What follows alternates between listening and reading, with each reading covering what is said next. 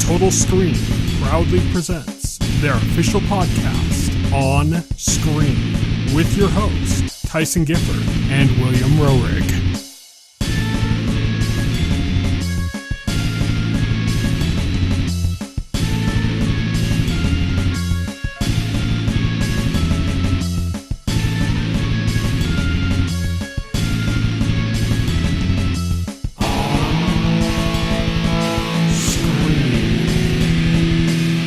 Hello, everybody, and welcome to On Screen, the official podcast of the Total Screen. My name is Tyson. My name is Will. And today, to celebrate 175 episodes, as we do on every 25th episode of this podcast and our last podcast, we're playing a round of advocates of great entertainment, this time focusing on the Oscars. So by that, we mean that we each picked a Oscar winner, so a movie that won for Best Picture at the Oscars. We both picked one to champion, and we're going to be talking about those two movies in great detail in our Advocates of Great Entertainment segment. But we've also got an On the Horizon segment where we're going to be talking about what comes up in the next week or so. And we've got 3 trailers to go over in our On Beat segment. Let's get started with On the Horizon.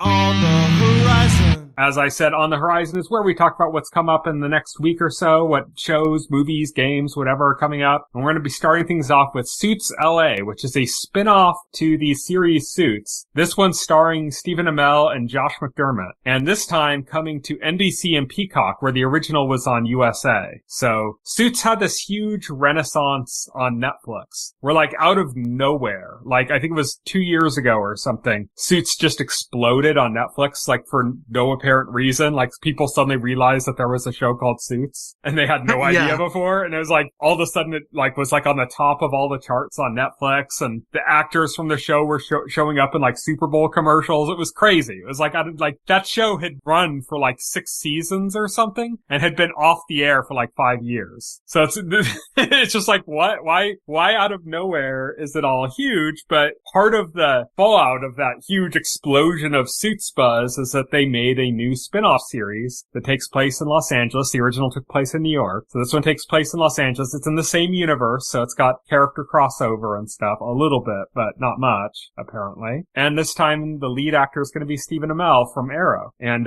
horrible tweets online. Yay. He's going to be the lead in this, and that is coming on Monday, February 24th to NBC and Peacock. Then on Thursday, February 27th, Toxic Town comes to Netflix. So this is a 4-part limited series. It's a British series from Charlie Brooker. I'm not exactly sure how involved he is. I don't think he's running this. I think he's more just producing this. But it's a real story about a toxic waste dump in the UK and the kind of effects of that and stuff. So it's kind of more serious. Usually when you think like Charlie Brooker, it'd be like, oh, so it's going to be like an anthology like Black Mirror or like a weird comedy like A Touch of Cloth or, you know. But no, this is like a drama about like a real life situation. So not exactly what I think of when I think of Charlie Brooker, but interesting all the same. Monster Hunter Wilds comes out on Friday, February 28th to PC, PS5, and Xbox Series X. And I'm sure eventually to the Switch too. Maybe not. I don't know. We'll find out. But that is coming out for the initial run for its initial systems on February 28th on Friday. So if you're looking forward to that, I think there's a demo out right now. Is that only on PC or is that also on the consoles? I think it's on consoles as well. Okay. So there's a demo out. So if you're interested, you can check that out. I know some people that are Monster Hunter diehards that are excited for this. So good for them. And then lastly, Riff Raff is coming to theaters on Friday, February 28th. I don't know if we covered this on the show, but you and I definitely talked about the trailer for this. Mm-hmm. I don't know if we did it on the show. This is the one. It's a crime comedy and it's got Bill Murray and Pete Davidson as like a team. Oh, I remember this. And like Jennifer Coolidge and Ed Harris are also in it. But yeah, it's just like a weird kind of crime-based comedy movie, and that's coming to theaters on February 28th. That is it for our On the Horizon segment, and now we're moving on to On Beat.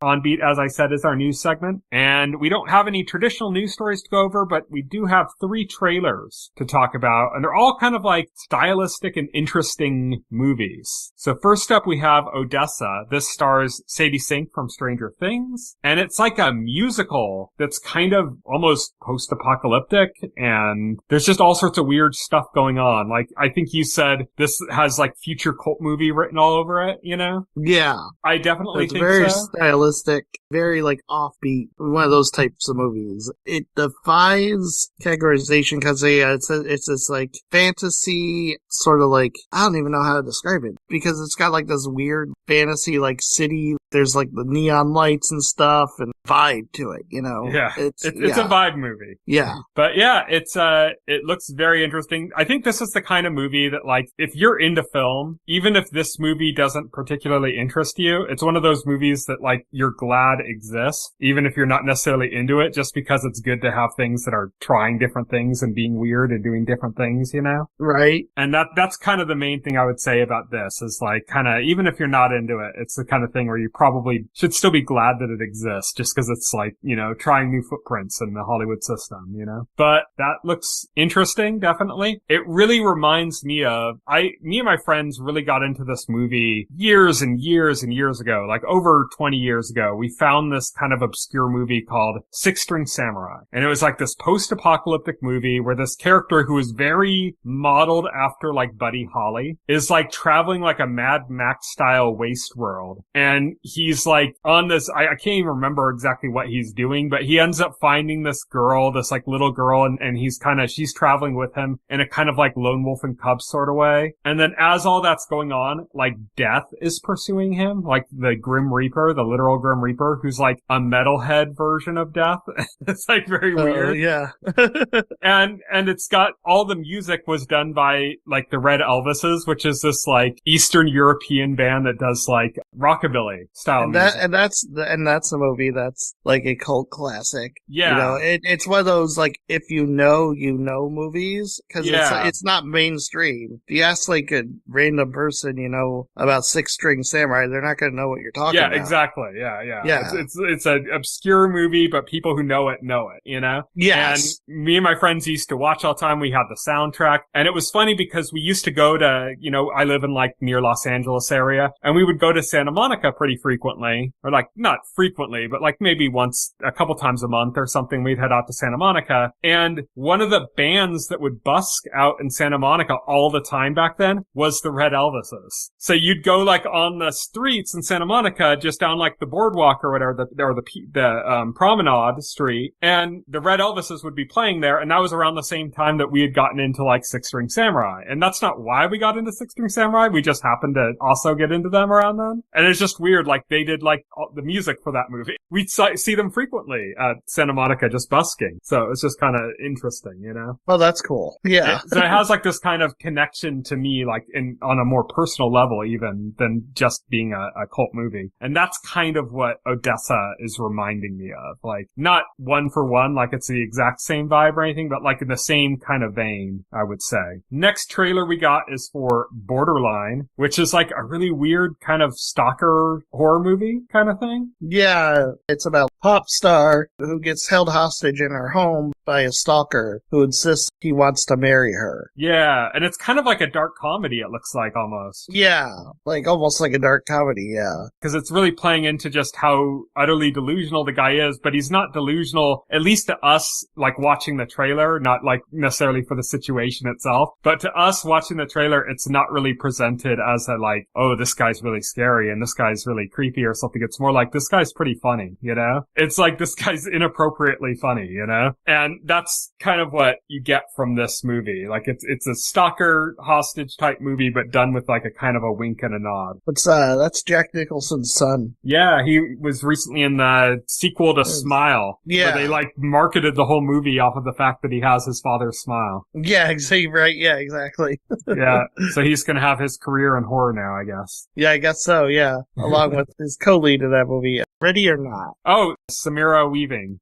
Yeah. Who is what's his name? Is it Hugo Weaving's daughter from The Matrix? Uncle, her uncle is Hugo Weaving. Oh, from okay, The that Matrix makes movie. sense. Not her dad, her uncle. Jack Nicholson's son and Hugo Weaving's niece. Yeah, it's Jack Nicholson's son, Ray Nicholson, and Hugo Weaving's niece, Samara Weaving, who was in Ready or Not, as you mentioned. They're the kind of leads in this. She's the kind of pop star. He's the guy taking her kind of hostage, and he's weird and stuff. Yeah, I really liked Ready or Not. Have you ever seen that? I haven't seen it. It's on my list. I gotta see it. Yeah, you gotta see that. That's like, it's one of the horror movies, in like the last 10 years. I think I've mentioned this before. There's like 2 horror movies in the last 10 years, besides franchise stuff like Evil Dead Rise, which I loved as well. But besides those, as far as like individual movies, there have only been like 2 horror movies that really got my attention in like the last 10 years. And it was Ready or Not and Barbarian. So Samara Weaving's great in Ready or Not. So that's cool. But yeah, so that's coming out. And then lastly, we got a trailer for Freaky Tales, which talk about a movie about vibe. This is interesting.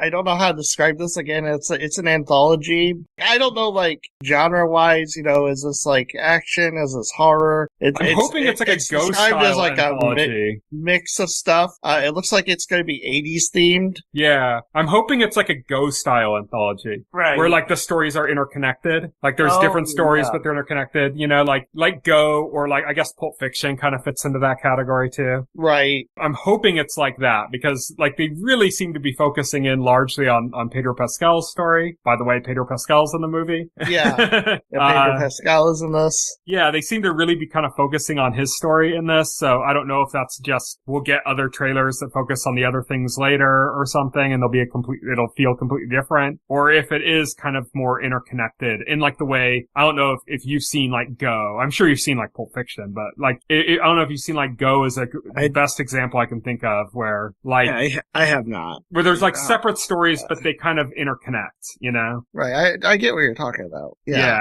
But yeah, I'm kind of hoping that it's along those lines instead of a straight up anthology, because they do a lot of like, especially like horror movie anthologies where they'll do like 10 short films. I'm kind of hoping it's not that, because that looks more interesting than that. We'll have to see. It does have a very like Stranger Things type vibe to it. It's got like the synthwave music in the trailer, and the whole 80s vibes and stuff go with that too. So this looks like it could be in a double feature with Odessa. Oh yeah. But yeah, is this one up your alley? Is this one you'd be wanting to check out? Yeah, it looks fun. I'll check it out. Yeah, so that is the trailers for our On Beat segment, and now we're going to move on to our final segment. Advocates of great entertainment. I'm here to kill chaos, bitches! As I mentioned, we are on our 175th episode, and as we do with every 25 episodes, we play a round of our favorite game, Advocates of Great Entertainment. It's not really a game. It's just a segment of our podcast where we each pick something, like a movie or a show or something like that, and we pick it within a theme, and then we each watch each other's picks and discuss them. So it's kind of just like our full spoiler segment, except we're like choosing for each other. That's kind of the whole thing. And advocating for a specific movie. And this time we decided on our theme as Oscar winners. These are movies that won Best Picture at the Oscars. Only rule we put besides that is that it has to be something that you can stream. We didn't want to pick something that you would have to like track down a 35mm print and a projector to watch, This had to be something that was easily accessible to both of us. So this time our picks were, Will, tell us your pick. Oppenheimer. Oppenheimer is on Amazon Prime. And my pick is Parasite, which is available on Netflix now. I think it used to be HBO Max, but now it's Netflix. So both of those are available. Which do you want to start with? Do you want to start with Oppenheimer, or do you want to start with Parasite? Let's start with Parasite. Let's lead with your pick. Okay. For this round. Okay. So Parasite is from director Bong Joon-ho. He did like Snowpiercer. He's done like a bunch of other kind of weird stuff. He's very prolific in Korea. He's probably the biggest director in Korea. He's got a new movie coming out, Mickey 17, with Robert Pattinson. With good old Robert Pattinson. And Mark Ruffalo, yeah. We've talked about the trailers for that. He's very interesting, and his stuff is almost always has like a kind of social commentary edge to it, usually about class issues, which kind of seems to be like a recurring thing in Korean media in general. Like it looks like Korean media oftentimes handles class issues. We've talked about like Squid Game, for example. Very much about class issues. Apparently, South Korea has like a lot of social issues regarding class and classism. Yeah. Parasite is kind of like the Bong Joon-ho movie. Like, it's the movie that people talk about from. It's also worth noting, I had said before, I think when we announced our picks, that this was one of the only movies that was like a foreign language movie that won an Academy Award. It's actually the first Academy Award winner for Best Picture. Yeah, Best Picture. It wasn't Best Foreign Film. Yeah, it won that too. But yeah, it won that too, but yeah, it wasn't just like the Best Foreign Film. Yeah, it won for Best Picture, and that's the first remarkable. Foreign language film to do that. It's the first Korean film to be nominated, period, for that award. And the director won as well. What I watched was like subtitled. I don't know if there's a dubbed version at all. I watched subtitles. I don't know if there's a dubbed version. I usually only watch subtitled just because I'm a snob about native language. Right, but I was gonna say, like, if it's only subtitled, like, that makes it even more remarkable. Yeah. That it won. Yeah. Like I said, it is the first non-English language film to win an Academy Award for Best Picture. And that wasn't too terribly long ago either. I mean, this film, it was like 2019. Yeah. So not that long ago. Yeah. And also it won the Palme d'Or Award, which is pretty prestigious as well at the Cannes Film Festival. It was the first Korean film to do that. So there's a lot of accolades to this movie. And obviously anything we talk about that we would pick has a lot of accolades because we're talking about Oscar winners. We're talking about Oscar winners. Yeah, let's stop talking about accolades and start talking about the movie. So give me like your take on the movie, like your thoughts. I'd say, and I don't think I'm being hyperbolic at all here, I think this is probably the best movie I have ever seen about class. Like, where class is the central theme of the movie. Mm-hmm. I think, and that's not an uncommon topic, but I think it's probably the best film I've ever seen on that topic. I think it does it better than just about any other film. There's like a lot of just small things. Like, did you notice all the stuff at the stairs? How everything like of the higher class was like above and everything of the lower class was like below? Yeah. So there's always like going downstairs when they're retreating into their own space, and they're always going upstairs and up hills when they're going towards the rich family's location. Yeah. I should kind of break down what this is for anybody who doesn't know. Yeah, you should break down. Yeah, you should break it down first. Okay, so Parasite, what it is it's about a family that basically inserts themselves into the lives of another family. And the first family we're going to be talking about here, the ones that are, I guess, considered the parasites in this family, is the Kim family. And then the Park family is like the rich family that they kind of latch onto. And it happens like piece by piece, because basically this entire Kim family, they're very poor. They live in a like almost underground area where like if it floods, it just like fills their house with water because it's like all underground. People stumble down like the alleyway and like pee on their house when they're drunk and stuff, because it's just like people don't think about it as a dwelling. Like it's barely a dwelling. It's barely anything. Yeah, it is not a good place to live. It's very like secondary low class, very poorly treated area. They're basically unemployed. Mm-hmm. Like they got this like job. I hesitate to call it a job where they're like assembling pizza boxes for like what looks to be this one like young woman's independent pizza business she's trying to run. It's not even for like a major chain. Yeah, they're just doing that. They're basically hustling to try to make money any way they can. Yeah, they're hustlers, and they're very poor, and they're of a very like lower class, but they're hustlers. So they're actually like very competent people. They just don't have any social station at all. Yeah. So the son of this family, because it's a mother, a father, and then two kind of adult siblings. And the son, I would say like, young adults, probably, like college age. College age. Yeah. The son of the family is visited by an old friend of his who used to tutor this rich girl, and he's going to be leaving to go overseas, and he wants to refer somebody else to take it, and he's kind of got like a thing for this girl, and so he wants to put somebody he trusts that's not going to like take over, and do what he wants to do with her. Ironic, but that doesn't work out. But he wants somebody to kind of take that position that he knows so that he can put them in place when he's going to be going overseas. And so he gets the son involved in it, and the family, is basically breaking a bunch of laws to kind of get him into this job. Like, he's got a recommendation from this guy, but he didn't go to college because he couldn't afford it. So they have to like fake a degree, and they have to... Again, they're con people. Yeah, right? They're a family of cons, yeah. And this is how it starts, right? This is how the whole thing begins, because once he gets in... They just systematically take over the household.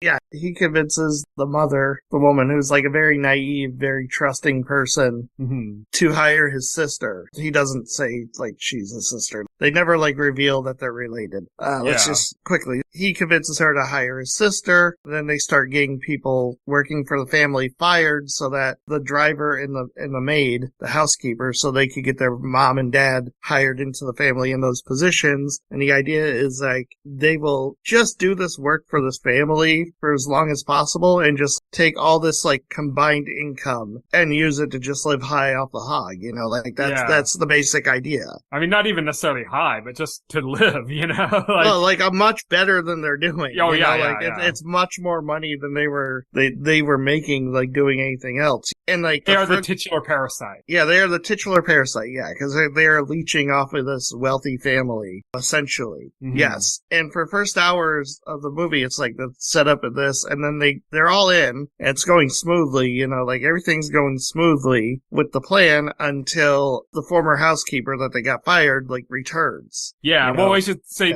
before that the family that owns the house, and this house, by the way, is like a character in the film itself. It's like this huge, like, it's from a famous architect, and it's like this amazing house with this huge open window, and it's very, like, it takes the scenery. The wealthy family is a mother and a father. The father is an architect. I believe he's not the person who built the house. The person who built the house is also, like, a famous architect, but this guy is also a very successful architect, I believe. And so it's him, his wife, and then their young son and their young daughter. Their daughter's like high school age. High school age. Yeah, and she looks to be. Yeah, but the son's like what, 10, something like that. The son has like issues. He had a traumatic experience that ties into stuff that end up finding out about later. And the interesting thing again about this is, like, the rich couple, they're kind of, like, at the same time naive and oblivious, and, like, they just, like, disregard everything around them. They're easy marks. They're self-absorbed. They don't think about, like, anything but themselves. Yeah. They're very kind of unaware about the world around them. That's a big part of the class issue in the movie. And they're not, like, necessarily, like, bad people. They're ignorant. They're not mean. They don't mistreat their help in any way. There's, like, some shit talking a little bit, but, like... Yeah, it's not too different from the kind of stuff, like, I see around where I live. Like, I live in a suburb, and, like... Yeah. When we moved into the new house I live in, we got this, like, card attached to the door that said, oh, join this app Nextdoor and stuff. And you go on there. We went on, like, Nextdoor, and, like, I promptly stopped using it because it was just basically, I'm like, they should just rename the app Karen. Because all it is a bunch of, like, white women in their 40s, are the mothers of a family, complaining that they saw a guy that was looking at their house weird, and that they, watch out, this guy might be out to get us or something. And that's like everything that you see on this app. It's like just that over and over again. So it's like quickly, I signed up for the app thinking like, oh, cool. Like maybe they show some activities in the neighborhood, get a chance to kind of meet the neighbors and stuff. And then like, I'm like, oh no, I don't want any part of this. And that's kind of what it reminds me of. It's like that same kind of mentality. It's like, it's just people that are like very much in a bubble based on their own class, and their elevated class. And they're not necessarily bad. They're just really unaware about everything that's like below them, There's a horrible rainstorm that happens later in the movie, has this massively negative effect on like everybody who's poor, basically in Seoul, in South Korea, in this major city. And they basically are like, oh, it's so glad it rained, like, and it's just like no understanding at all of how like much it devastated so many other people's lives, that plays into it as well. So yeah, that kind of defines what this family's like. This family, at this point that we were talking about, when this turning point in the movie happens, they're taking their son like camping. They're all going as a family on this like camping trip. Their son's like with them, and it's for their son. That's why they're going. And the poor family decides like, we're just all gonna like live into this house now. Yeah. Yeah, they have this house to themselves. The family's not there, and, I mean, the place where they live sucks, so they're taking full advantage of it and basically, like, treating it like they live there. Yeah. As they're doing this... At this point, you're kind of thinking, okay, where's this movie going? They're kind of like, they're entrenched, they got what they wanted, there's no way this could possibly go wrong. There is a way. Yeah, they get a visitor at the house, and it kind of freaks them out because there's only one of them that's really supposed to be there, which is the mother who's pretending to be there, or not pretending to be, working as the housekeeper. He is working as a housekeeper, yeah. But the rich family, they don't know that all these people are related. They think they're like separate people taking on these separate tasks for them. And they don't realize that it's all this one family, and it's like leeching off of them. And so they're like, okay, we got this mansion to ourselves now. We can go there, we can drink their booze, eat their food, and just kind of shit talk and like live the high life. Like, and that's what they're doing. And then when all this is happening, they get a ring at their doorbell, and it is the old housekeeper that they made it look like she had TB. Yeah, so they exploited like a peach allergy that she had. Yeah. And got her fired, made it look like she had TB. Yeah. Yeah. Again, like the con artists. Yeah, she returns. She returns. She wants to get something from the house. Yeah, she says she left something in the house. They reluctantly let her in, Yeah, the rest of the family hides, so it's just the mother kind of interacting with her. And she lets her in, and she goes down, like, into the basement, and she's just down there. A secret basement, by the way. I should say this is we don't know that yet. I'm just saying, like, she goes down into the basement area, and they're just kind of, like, waiting, like, on, pins and needles, like what's going on, and, like, the family's all kind of hiding in a different room, and the mother's, like, sitting in a chair, like, facing the basement room, and the mom's just, or the old housekeeper's just taken forever, and they're just like, what the fuck's going on? Like, why is she still there? Like, what is she doing down there? And so they all kind of start heading down, the mother kind of ahead of the rest, and they find out that, there's this secret room, like a shelter. It's basically like a nuclear shelter that was, or I guess common in South Korea because of hostilities with North Korea and fears. Kind of like the same way we have nuclear bunkers in some like suburban towns from a certain era in the US, They have them in Seoul because of North Korea for similar reasons. And so there's this secret room, and they go in there and find out that this woman's like husband has been in this room for like 4 years. And he's like, they're poor as well, dirt poor, and he became indebted, and they have like very bad practices with like loan sharks, I guess, and stuff in Korea. And so she got herself apparently like she was employed as a housekeeper for the builder, the designer of the home. Yeah, the architect that created the architect. Yeah. So she knew about this section, this hidden like basement area, but the family currently living in the house doesn't know it exists. So only she knows about it because she's been in that house like longer than even like the current owners. And basically what she did was like she got in as housekeeper in that house, and then she snuck her husband in there to hide him from his debtors. And her thing was like basically staying in her role as housekeeper as long as possible to keep him safe. And when they came in and they got her fired from her job, they kind of upended that. Yeah. And so they find out about this, and she's like, just if you could just help us, like we're not bad people. If you could just bring him food down from the fridge, like, just even if just once a week, that's all he needs. We have a refrigerator down here, so he can have that then, and just make sure that he can survive. And that's all, and as she's saying this, the mom is like getting ready to like call the police and stuff. Yeah. And then her family that's like listening in and on the stairway fall down the stairs and expose themselves, and in their pain of like falling down the stairs start referring to each other with familial titles like, like son and father and dad and stuff like that. Yeah, they give themselves away. Yeah. And so now this mother's like, or not the mother, the housekeeper's like, what the fuck? What's going on? She films them, like, saying all this. Then she threatens to send that film to the family. So this becomes like, like an adversarial situation at this point. Yeah, and they're like straight exploiting it too. Like they're like forcing the family to like kind of like sit on the ground with their arms in the air, like, and they're fucking with them basically. Like they're taking joy in like exploiting their situation and treating them badly because they know that they have them over a barrel. Yeah. And so they're like enjoying all this. It leads to a big clash. Some violence happens. The two get like tied up and locked. The old housekeeper and her husband get locked up in the basement. Yeah. The housekeeper woman gets a pretty bad blow to the head. Yeah, pretty bad blow to the head. She ends up with a concussion. Mm-hmm. They lock them down there. And yeah, because the family's coming home. Yeah, the family's coming home. The family comes home. They're kind of continuing with their grift, you know? Yeah, the family comes home and they have to like hide under the table in the family room as the family's sitting there, as like the husband and wife are basically like having sex downstairs. They're like stuck there because they can't get out because they're, you know, they'd be exposed basically. And as this is happening, this is where you start to get kind of, I think probably the most powerful moment in the movie is the scene where the husband and wife are chatting, basically being very classist and talking a lot of shit. Oh yeah. And as they're saying this, like that you're seeing it's cutting to shots of the other family that are literally under the table hearing everything they're saying. And you can just see like the effect it's having on them. Like to be like degraded as like subhuman basically in the way they're being referred to. There's all this talk about like them having a smell and stuff. There's all this like, you know, it just, there's so much going on. It's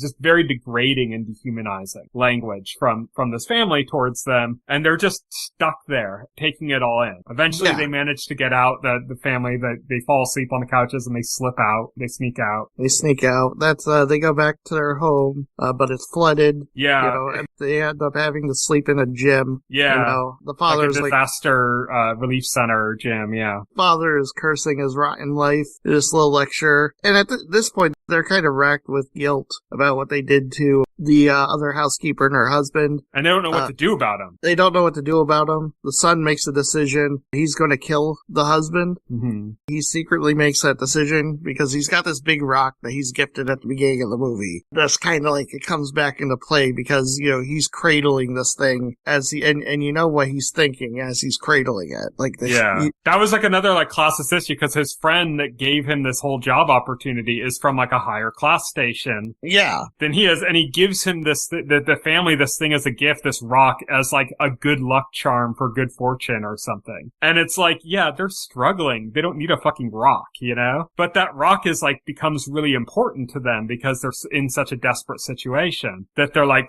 he's clinging on to this rock. He saves it from the flooding and stuff, you know, with everything else, like it's ruined. Like I think the father was like a medalist or in the Olympics or something. And they show that he had like a medal like hanging on the wall. And I think he like manages to maybe get that out of there. But they don't really have anything to save. And the son ends up just saving this big rock. And he has it in the gym and he's planning to like kill these two. The next day they all go back to the house. Because they're having a party for the They're son. having a party, yeah, son. So they all go back assuming their roles, right? For the family. You know, for this party. And that's when the son decides he's gonna go down and he's gonna murder this man, you know, or both of them. By the time he gets down there, the former housekeeper, the wife she's already dead. She's dead from a concussion. Mm-hmm. And he attempts to kill the husband, but the husband has managed to free himself. God, this scene, yeah. You can tell in the scene that Bong Joon-ho has like horror experience. Yes, because this is the like son running horror. up the stairs with the thing around his neck dangling behind him. Yes. Is tense as shit, you know? And then he gets caught and he falls on his back and he loses the rock and the guy, like the husband, picks up the rock and like bashes him in the head with it. Yeah. Twice for good measure. Amazingly enough, he doesn't die. Yeah, like he's, at that point you think he's dead, you know? You think, well, there's like a lot of blood. It's like, okay, should he have a concussion at the least? Worse. Yeah, worse than a concussion. Like, how did he survive that? Yeah. Like the dude like smacked him and then smacked him again. Yeah. I don't know. That's like that's kind of like the part that kind of stretches believability, but it's fine. And then like, hey, people fall out of airplanes, their parachutes don't deploy, and they still somehow survive, like with all their bones broken. So I just chalk it up to like a miracle of some sort. Yeah, it's a miracle. They do mention he did have to have brain surgery at the end, so like, okay, all right. They do mention that he doesn't like get back up and continue with the story like at this point. No, he did. He's out for like this entire sequence. kids. And like this dude, this woman's husband, he runs out there, he grabs a knife and he runs out to like where they're having like the party festivities, and he runs straight to the daughter, the sister, and like stabs her. Yeah. And then the father like rushes to her, they're freaking out. Everybody's freaking out because this dude's like running around with like a knife trying to kill the family members. And the rich father, his son is like there and he's trying to get his son out of there. His son got injured and he's trying to get the keys to the car. The poor father manages to like stab him and kill him. Like, I thought that was the mother, wasn't it, that did it? Oh, you know what? Yeah, it was probably the mother. Yeah, with the skewer. She manages to kill him. With like a meat skewer, yeah. With a meat skewer, like, and that ends his rampage. But then, like, the family father, the wealthy father, like, has to roll him over to get the car keys. And as he's rolling him over, he's disgusted, He's disgusted at the smell of this person. It was like, this person has been locked in a basement for a long time. He's very filthy. He's very smelly, obviously. Especially now that, like, he's got, like, a bleeding wound. He must smell horrible, to be honest. Like, and he recoils at the smell. And this kind of, like, the poor father, this unlocks because, like, one of the main themes is, like, he was always commenting, like, on the smell, of this person. Like, oh, it smells like, like a Subway or whatever. Yeah. And so, like, immediately upon seeing that, he remembers, like, like, comments about him smelling, and he just goes into a rage and grabs the knife and stabs the wealthy father and kills him. Mm-hmm. And then he disappears. And it's just chaos. He disappears. Yeah, it's just chaos. Yeah. The daughter who was stabbed dies. Obviously, we talked about the housekeeper downstairs is dead already. That her husband dies from the meat skewer. That the father of the rich family's dead. This father disappears. The mother. We see the daughter, the wealthy daughter, with the poor son on her back, knocked out, carrying him on her back. Mm-hmm. She probably saved his life. Yeah. Like at that point. So it's basically just the mother and the son. The son's unconscious at this point. He wakes up in the hospital. He wakes up in the hospital. We flash forward to like some time after where he wakes, because they mentioned he's been in a coma. Yeah. So this is like some time after, because he's been in a coma for a while. I don't believe they gave a brain specific surgery. How much time it was. They never. They just say that he was in a coma and he had brain surgery. Yes. And he comes out and he's got this like side effect now where he's like laughing at inappropriate times, which is, I guess, like an effect that can happen from brain surgery. Yeah, it's brain surgery might also be like a coping mechanism because he's been through like a lot of trauma. But he's like, him and his mom are like immediately like arrested basically, and they're put on trial for not for like murder or anything, I think, but for they managed like to forging.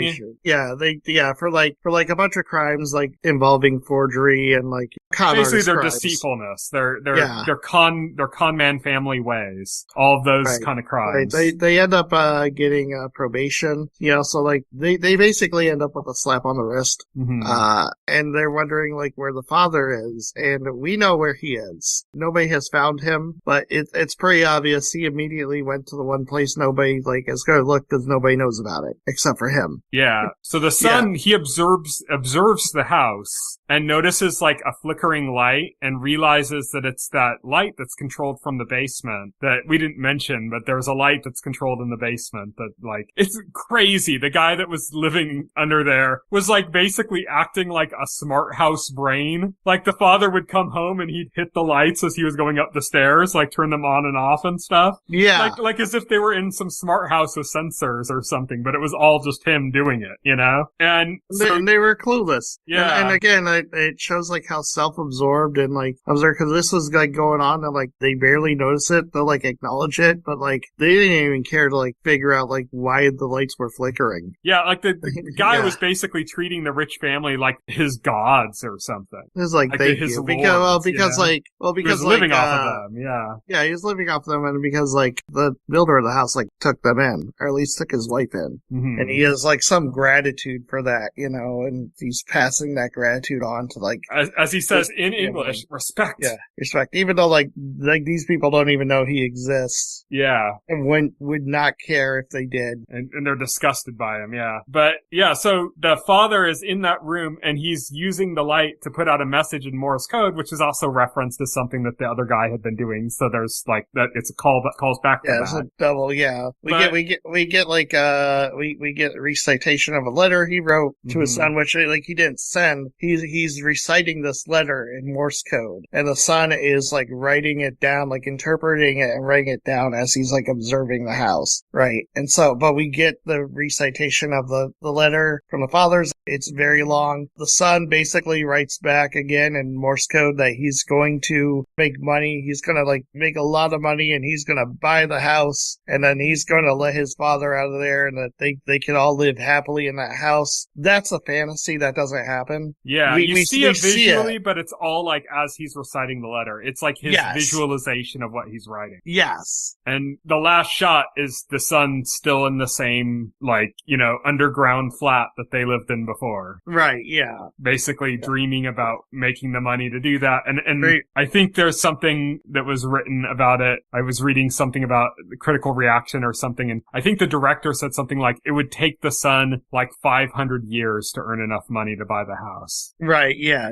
He's never realistically buying that house. Yeah, it's not going to happen. It's just another dream of possibilities for him that he has. It's not that he's not capable, but, you know, now he's got like a brain injury and he's, you know, he's been outed. He's been outed. He's got like a criminal record and stuff. He's kind of sunk. Yeah. There's just no chance. There's no way. So now that just means that father is like trapped in there till he dies, basically. Yeah, pretty much. Yeah, it's kind of a bleak ending, but I mean, that's how life is. So it's kind of like, it's not a happy ending. Yeah, I just think it's such a good movie about class because it plays into not just like the division of the rich and the poor, but like the way that like even some of the poor like look up to the rich, like they celebrate them. Yeah. Like they're so much better than them and so much more important. And to the point that they're like at war with each other. You know, like these two families, the main poor family that we mentioned and this, the housekeeper and her husband are like in very similar situations.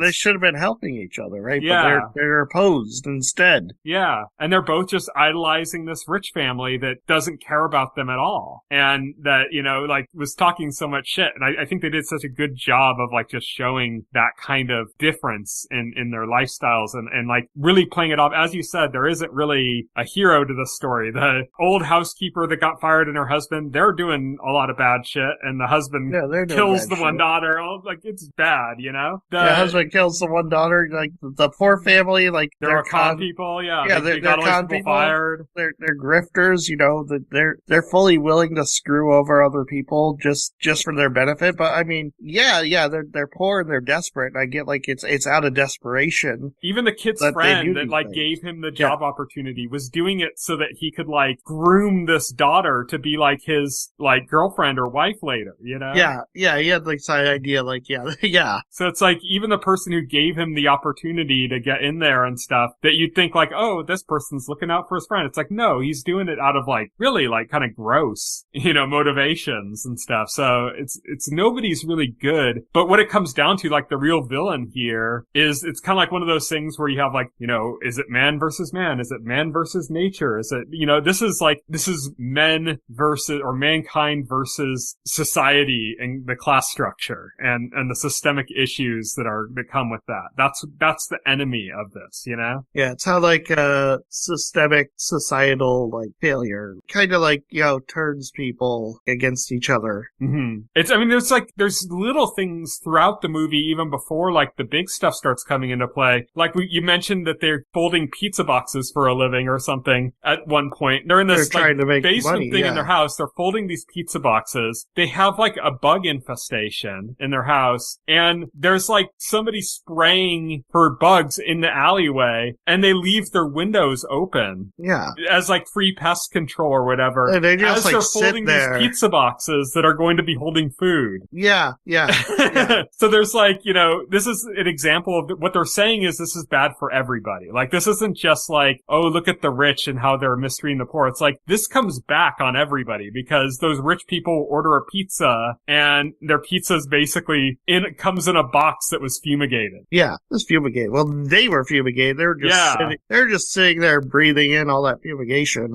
Yeah. They did not care. Yeah. It's like I'm saying though, it's like the point they're making is that like everybody's affected by this negatively. Like even the people that you think are like in the advantageous position above all of this are also negatively affected in ways they don't understand. Yeah, exactly. So yeah, I think this is just a really good movie about class. Like I said, I honestly think this is probably the best movie I've seen about class, meaning that specific kind of class struggle. So what did you think? Because I'd seen this before. It was my pick. What are your kind of general thoughts of this? No, I mean, I agree with you. I thought it was an excellent movie about class and society and all that stuff. Like I agree. It was a good movie. It made you think. Mm-hmm. No, I'm in full agreement with you on this. Yeah, and pretty much everything I've seen from Bong Joon-ho seems to have like some kind of a class, like social commentary going in it, you know? And you could even see it in the trailer for Mickey 17. There's obvious class issues going on in that trailer with like the people signing up as expendables that are basically die and are, you know, brought back as clones and stuff to serve like the wealthier class.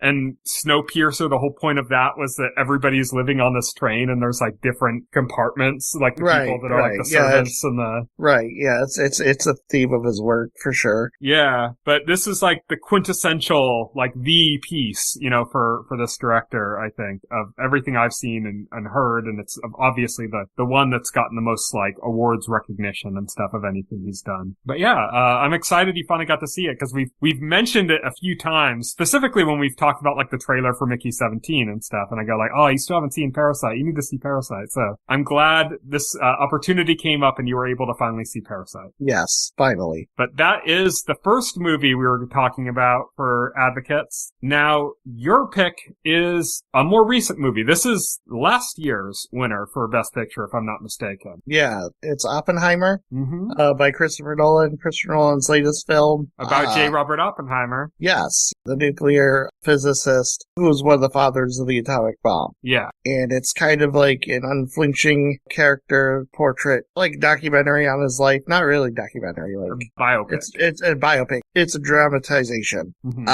of his life. It's 3 hours long. It's very wordy. It's also very good. It's got kind of in like 3 parts, I think. Yeah. I mean, it's very like, I don't know what's the correct word. I'm just going to say vignette-y. Like the movie's very shown in like vignettes, you know, like it's not like, it doesn't like start at one point and go to the other point. Like it's patchwork. It's like in different pieces and you're seeing like different it jumps around like different points in Oppenheimer's life, you know. The narrative like kind of bookend is he is basically at this hearing whether or not they're going to renew his security clearances, and they're basically grilling him. And what this ends up being is the sort of kangaroo court situation where this admiral who is up for a cabinet position in, I believe, Eisenhower's administration. I'm not sure, but yeah, I know. He's up for this cabinet position, and basically he has this whole thing set up against Oppenheimer to where like they are definitely going to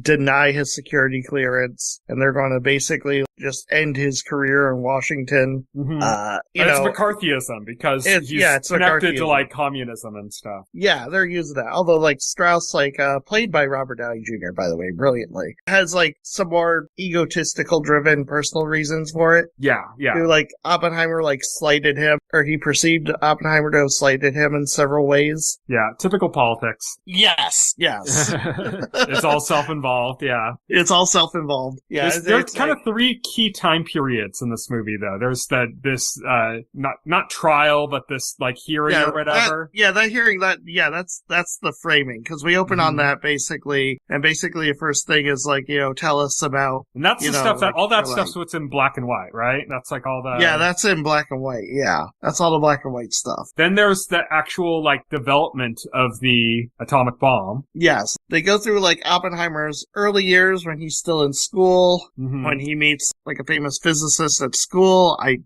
not going to be remembering everybody's names here. I have it down here just because I can look at it, because Kenneth Branagh played him. It's Niels Bohr. Niels Bohr, yeah. He meets Niels Bohr at the school. I believe it's Cambridge. I can't remember. Like the small details. It's fine. It's like Cambridge or Oxford or something like that. It's like one of the big British schools. Yeah, he meets Niels Bohr. all this stuff in his early life. He ends up being a teacher, in America. It's through this work that he, gets involved in the Manhattan Project, right? Yeah, he's like the head of the Manhattan Project, and he kind of makes some of the theoretical discoveries necessary to, create an atomic bomb, and ends up kind of, getting in touch with a military man played by Matt Damon. That's Leslie Grover, and the two of them kind of head the Manhattan Project. Yeah, and it's basically, in the Manhattan Project, it's basically the race to get the nuclear bomb before Hitler and the Nazis do, because they know the Nazis are working on the bomb as well. Heisenberg, if you've heard that name in Breaking Bad or something. In Breaking Bad, it was a reference to the actual German scientist Heisenberg, who was, they refer to a lot in this movie as well, who is the German scientist that's racing to create the nuclear bomb at the same time that the Manhattan Project is. And Oppenheimer refers to Heisenberg as somebody smarter than him, so very capable. But one of the things Oppenheimer is depending on is Hitler's bigotry. Because there's a lot of Jewish scientists. Yeah, there's a lot of Jewish scientists. So essentially, like Oppenheimer's saying, the Germans have the capability to do it before them, but he's counting on Hitler's bigotry to bottleneck their efforts. Mm-hmm. And that is where Oppenheimer sees the edge where America can get there first. Yes. He's counting on that so that America can beat so that America can beat Heisenberg in this race. Yes. And of course, Oppenheimer is very committed to this because he himself is Jewish, so he is very much committed to the anti-Nazi, anti-German cause. Mm-hmm. So he commits himself fully to this because of those reasons. So the truth about the atomic bomb is that all of these scientists made this. A lot of them were Jewish. A lot of them came from Europe and stuff. And they worked on this project because they were terrified of what would happen if Nazi Germany acquired this bomb. But Nazi Germany fell to the West before they ever had a chance to do something like that. And a lot of them thought oh, okay, so it's done now, right? It's over. And that's not what happened in history. Yeah, that's not what happened in history. Is now that they've developed this, well, now we can use this against Japan, who is still in war. And this is a big point of the frustration of all these scientists. Yeah, this is a big point of this frustration. Unfortunately, to his shame, Oppenheimer openly advocates for using the bombs on Japan. Mm-hmm. He is one of the advocates where Oppenheimer, he has this naive belief that if we just demonstrate the power of these bombs in a real way, it will end the war and it will end all war forever. Mm-hmm. And something he comes to deeply regret later in life. Yes, exactly. So that's kind of what the story is about. We got kind of the broad strokes of the story is that Oppenheimer in his early life is interested in the Communist Party, gets associated with some communists, specifically Jean Tatlock, played by Florence Pugh, who's card-carrying member of the Communist Party, basically. Yes. And he's connected to her and stuff. But he's very connected to her. He's completely invaluably. A part of him is definitely connected to her. He becomes incredibly invaluable to the U.S. government because he spearheads the Manhattan Project and leads the creation of the atomic bomb. But then after World War II, what happens with America is it becomes very anti-communist. Yeah, he is then persecuted by the United States government for being, for his communist ties. Mm-hmm. And so this is kind of the structure of the story and the way it goes. I've mentioned on this podcast on numerous occasions it's come up. I'm not too much a fan of this movie. I think the talky bits are all good. I think the acting is phenomenal. I think Cillian Murphy is... That's 90% of the movie. 90% of the movie you just described. Yeah, I think it's a career-defining role for Cillian Murphy. I think it was a great role for Robert Downey Jr. I think Florence Pugh was amazing with her kind of bipolar and the way her kind of suicidal tendencies are there. I think Emily Blunt was amazing as Oppenheimer's wife. Everyone is good in this, it's a who's who.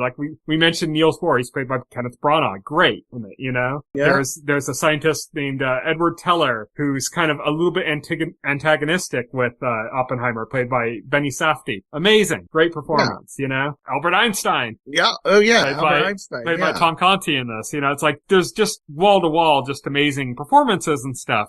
Great writing in those kind of moments of dealing with all the kind of shit that Oppenheimer is going through in these three key different periods in his life. His kind of David life, his atomic bomb development life, and his persecution after. David Dasmalchian is in this. Yeah, great role as like this anti-communist crusader. Yeah, in there. Yeah, Casey Affleck too is Casey Affleck. Josh Hartnett is in this movie. Yeah, as a scientist. Yeah, at the same college that Oppenheimer was teaching at. Yeah. It's got Rami Malek. Rami Malek. Yeah, again. Yeah, Mr. Robot. He's playing his character of Elliot from Mr. Robot, which was a weird choice. I don't real really choice. Get that. He time traveled. Yeah, and it's like it's a biopic, but they're inserting a fiction. It's just a very weird choice. But no, Rami Malek's in there. He's another scientist in there. There's a lot of like famous scientists, nuclear scientists that were involved in the Manhattan Project, depicted by famous actors in this. He's one of them. James Darcy's one of them as well. He played in the first Captain America movie and in Agent Carter, Jarvis. Oh, Jarvis. The actual Jarvis Butler. He's in this as well. There's actually quite a few Marvel actors in here, if you think about it. Florence Pugh, Robert Downey Jr., James Darcy, You're right. Matt Damon was in some of the Thor movies. Oh, yeah. Okay. Yeah, I remember that. So all that's great. My issue is that for some reason that completely escapes me, before making this movie, it started before this movie, Christopher Nolan just decided that CG was the devil and that he would have no part of it. Right. I mean, I'm somewhat sympathetic to that viewpoint. I feel like movies a lot of movies over rely on CGI. I 100% agree. Yes. I 100% agree. And I don't necessarily think it's a bad idea for movies to even celebrate them avoiding CG. Like, I brought this up when we talked about Beetlejuice, that I thought that's a great idea that they moved away from CG because it kept a visual continuity between the two films, right? Yes. Exactly. Visually I think consistent. It did a lot for that movie in that sense. So it's I'm not opposed to that idea in that sense, but he didn't just go anti-CG. He's if I can't see it in my viewfinder, then I don't want it in my movie. Right. And so everything was it's not just practical effects, but it's we can't use miniatures. We can't use everything has to be in the camera frame. Everything has to be there. Well, then how do you do a nuclear bomb? You can't create an actual nuclear explosion, but that's what the news was coming out when this movie was being made, that they had recreated a nuclear explosion. Yeah. And it was what? Yeah. It turns out, no, they just made a really big gas explosion, which looks nothing like a nuclear explosion. Not even similar in any way. I think they were really overhyping it pre-release. Yeah. To the point we recreate. They made it sound like they actually dropped a nuclear bomb for the movie. Yeah. That's what they made it sound like. Yeah. But they just did a giant gas explosion. Probably the biggest gas explosion ever filmed. Probably. I don't have evidence on that, but I'm just gonna guess. But it doesn't matter. Gas explosions don't look like nuclear explosions. It's a very different kind of gas explosion is just a big fireball. Nuclear explosions is an atomic splitting of the atom. It has a completely different look. The signature mushroom cloud, these kind of things that we come to see, not there at all. Not representative at all. It is the worst nuclear explosion I've ever seen in anything that wasn't one of those movies made for $10 in Kenya or something. It's atrocious. And I'm sympathetic to wanting to go push away from CG. I'm okay, yeah. But then just do it right.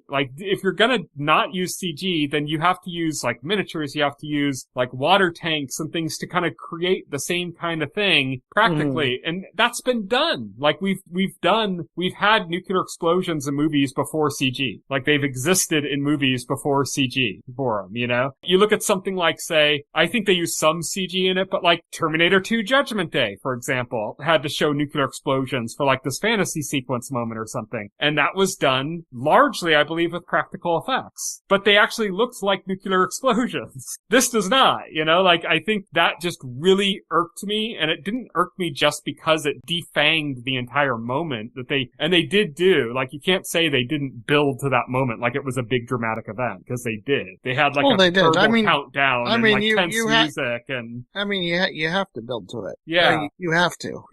I mean, like, they built to it like you were about to see the most amazing visual you've ever seen on film. I mean, there's that's this tense music and the countdowns, that's and what it's like, oh, are we going to finally see this thing that we've been hearing about?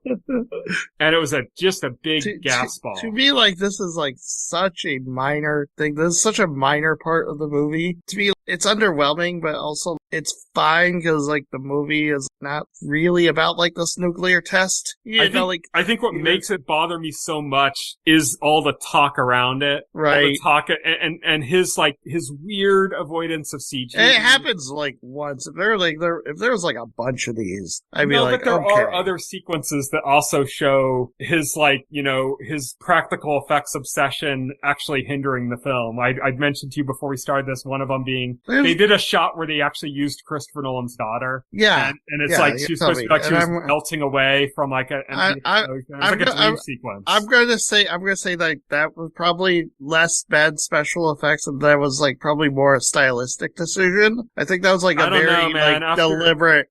very deliberate, conscious, stylistic choice. I just feel like I can't trust Christopher Nolan to do anything that would require CG to look right, because he just will do everything in his power not to, and it'll hurt the movie in doing so. And it doesn't ruin the movie, it doesn't ruin the key plot points and stuff, but there was so much hubbub about this, like, about what they were going to be doing with the nuclear explosion, about that. There's so much talk about it. They hyped it up so much. He did so many interviews where he was bragging about what they were doing with it and stuff, going on and on, talking about how unrealistic CG was and how crappy it is and stuff, going on and on and on, which is also kind of disparaging against, like, an entire, like, workforce that works very, very hard on film, you know, that, like, doesn't deserve this disrespect, because they're already get, like, treated like shit by, like, even, like, Marvel, who uses tons of CG, treats their CG artists like shit, basically, doesn't pay them enough, overworks them, you know? Oh, yeah, it's awful. And all this talk coming out of him is just, like, rubbing salt in the wound of people like that, I think. I think it was just very inappropriate in that sense. But all of that together, the hype, everything, and it's like, okay, let's see this. What is this explosion? And it was dog shit. And I think that just kind of infuriated me. And if I just saw this movie and had no pre-context about anything else, you know, I knew about atomic bombs, or I knew who Oppenheimer was or something, but I didn't know any of the hype that they were building about this, or any of that shit about them recreating a nuke and all the shit that was in the press about it. If none of that existed, I think I would have seen it. I would have gone like, oh, that's a little deflating, but I would have gotten over it really quickly. But because it was all there, it's something that's become like a thing for me. It's become my goal in life to destroy Christopher Nolan for this. No, not that far, obviously, but you know what I mean? It's like, it's become outsized because of all that shit, less than just because of what's in the movie itself. If you know what I mean? I get what you mean. I enjoyed the movie. Those things that, like, bother me quite that much. Like, yeah, no, I mean, that's a perfectly fair assessment. I will say, aside from that, for the most part, I really enjoyed the movie as well. As a talkie, it was very great, you know? There was, like, one scene, I think, that was kind of cheesy, where I didn't like it, where it was, I think, when he was having sex with Florence Pugh's character, and she's, like, having him recite what ended up being his, most famous quote, you know? Yeah, that was kind of like, that was kind of ham-fisted. That was corny. You know, yeah. She's like, yeah, read this. What does it say? It's in Sanskrit. It's like, I have become death, you know? It's like, okay, alright. Yeah, I think that was kind of, I rolled my eyes a little bit at that, and that's like before the nuclear explosion and everything. But, you know, if all the hubbub about it wasn't there, I think I would have enjoyed this a lot more than I did. Yeah, I think I enjoyed it a lot more than you did, because it didn't bother me that much. So, like, it's fine. No movie's perfect. Nothing's gonna be perfect, so yeah. But, I mean, I enjoyed it. I can see why it got the Oscar. Looking forward to Christopher Nolan's next movie, The Odyssey, which is gonna be great. But, yeah, we got a first picture of that. What did you think of that? Yeah, Matt Damon. I mean, it looks like Matt Damon in The Odyssey. Unfortunately, in the background of every shot, you're gonna see, like, cars and stuff, because he refuses to use CG to get rid of them. They're gonna be, like, fighting, like, in ancient Rome, and you're gonna see, like people, tourists walking in the background with, like, cell phones and stuff. But anyway, that's my thoughts on Oppenheimer. Yeah. Sorry to shit on it so much, but I definitely have to get that out of my system. It's a point of frustration for me. But it is genuinely a good movie, and I think, if nothing else, I think, like, all the Oscar wins and stuff especially for like the actors, are very merited, very well deserved. I don't know if Cillian Murphy ended up winning or not. He should have. I don't know. I can't find it right now, but it won a bunch of Oscars. It didn't just win Best Picture. It won a bunch. Cillian Murphy was Best Actor last year. So like Oppenheimer won Best Actor in a Leading Role, Cillian Murphy, Best Actor in a Supporting Role for Robert Downey Jr. It won Best Cinematography, Best Director, Christopher Nolan. Wouldn't be surprised if it won Screenplay. Won Film Editing. Yeah, film editing was very good. Like we said, it's very vignette-y. The film is very vignette-y and it works really well. It's paced very well for a 3-hour film. It won for Music, Original Score, mm-hmm. Best Picture, obviously, or else we wouldn't be talking about it. Original Screenplay was actually Anatomy of a Fall. Okay. Best Original Screenplay. Best Adapted was American Fiction. I think Oppenheimer was a loose adaptation, though, so it wouldn't have been in the original. I don't know if it would have been in the original category. It didn't win for Adapted either, so it was nominated and Adapted. Yeah. So the nominations for Adapted Screenplay that 2024 were American Fiction, which won, Barbie, Oppenheimer, Poor Things, and Zone of Interest. Yeah, Zone of Interest won pretty big that year, too, if I remember correctly. That's when the director gave that famous speech that got him in hot water for being kind of anti-Israel or whatever. Yeah. That's an interesting movie, too. That's one it's hard to recommend to watch, because it's very fly on the wall. It's kind of dull at a lot of times, but it's really haunting. If you're ever in the mood to be just absolutely haunted and horrified with humanity, but like not really in an exciting way, check out Zone of Interest. But yeah, that's it for Oppenheimer. That's it for our Advocates of Great Entertainment segment. Next week, we are finally going to be talking about Cobra Kai Season 6. We don't mean Season 6 Part 3. We mean all of Cobra Kai Season 6. The entire last season. It was split into 3 parts. Yeah, and I waited till like all 3 parts are out, and after getting through the first episode of Season 6 Part 2, I'm glad I waited, because some early sneak preview thoughts, little sneak preview. The first part of Season 6 is really good, but it's more of the same. It's all set up. It's more of the same Cobra Kai. Then you get to like the first episode of Part 2, and you're like, oh, this is gonna be different. This is gonna be something crazy. So like, I can't wait to watch more. Yeah. I can't wait to finish it. I'm excited. The one place where they cut it that made sense was the end of Part 2 feels kind of like a season finale. It's pretty big and like big stuff happens. So it's like, that's like the one spot where it made sense. But the end of Part 1 to Part 2, yeah, like Part 1 was all set up. Yeah, it was all set up. There was like no payoff at the end. Yeah, it would have sucked to like end there and then I have to wait months for Part 2. It's much better, like being able to just jump into it. Yeah, but definitely that's what we're going to be talking about next week, the entirety of that season. So look forward to that. I got some things to say. I enjoyed it. That's my preview, but we'll go into details about it and our full thoughts on that when we get to it. And we'll also just look back on the series as a whole and kind of like how we feel it works and maybe even our thoughts about what's coming up next, because there is another Karate Kid movie in the works, or not in the works, but coming out soon. It's coming out. Yeah, it's already been filmed. So yeah, it's in the works. And I saw Ralph Macchio was saying he wants them to do a Cobra Kai movie after. He wants to do a Cobra Kai movie.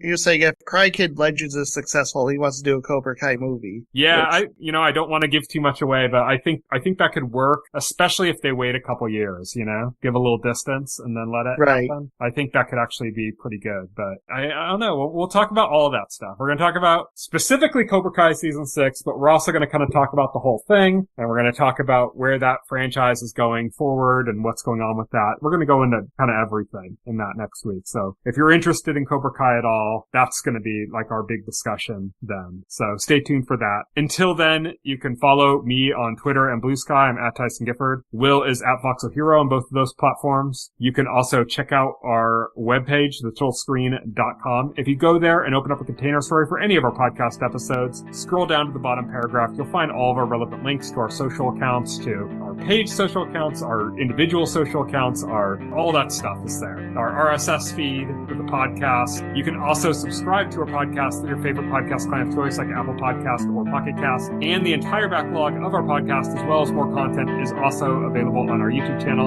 Again, all of that's within the container stories for each podcast episode, so you can look that up there on our website, which is, again, thetotалscreen.com. So check that out. Until next week, thank you everybody for listening. Good night. Good night. Thank you for listening to the OnScreen podcast, the official podcast of The Little Screen. Visit our website at littlescreen.com. This podcast can be found on any major podcast client, including Pocket Cast and Apple Podcast. The entire backlog of this podcast and other content can be found on our YouTube channel.